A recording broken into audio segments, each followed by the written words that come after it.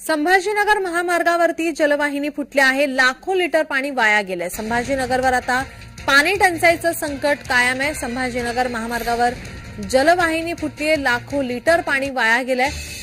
संभाजीनगरवर पाणी टंचाईचं संकट कायम असताना आता जलवाहिनी फुटली आहे।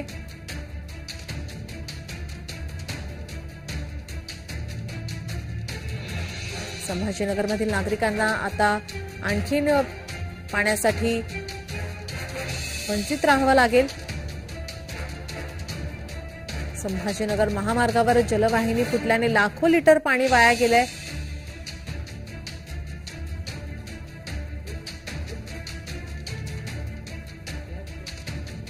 संभाजीनगरवर पाणी टंचाईचं संकट हे कायम आहे आणि जलवाहिनी फुटल्याने आणखीन आता पाणी टंचाई ही भासवू शकते।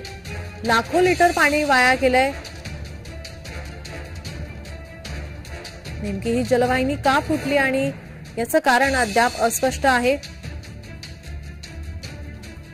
संभाजीनगर महामार्गावरील ही घटना आहे। जलवाहिनी फुटल्याने लाखो लिटर पाणी वाया गेले। आपले प्रतिनिधी विजय चिडे आपल्यासोबत जोडलेत। विजय, काय अधिकची माहिती?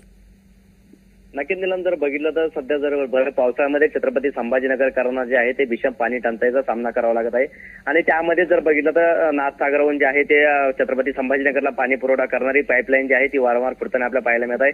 आज सकाळी देखील जर बघितलं छत्रपती संभाजीनगरच्या ढोरकीन या ठिकाणी जी आहे ती पाईपलाईन फुटलेली, यामध्ये जर बघितलं तर लाखो लिटर पाण्याची जी आहे ती नासडी झालेली। भर पावसाळ्यामध्ये संभाजीनगरकरांवरती पाणी टंचाई आलेली आहे। या ठिकाणी जर पाहिलं गेलं तर लाखो लिटरचं पाणी जे आहे ते नासडी होत आहे। त्यामुळे आता प्रशासनाने पाणी बंद केलेलं आहे।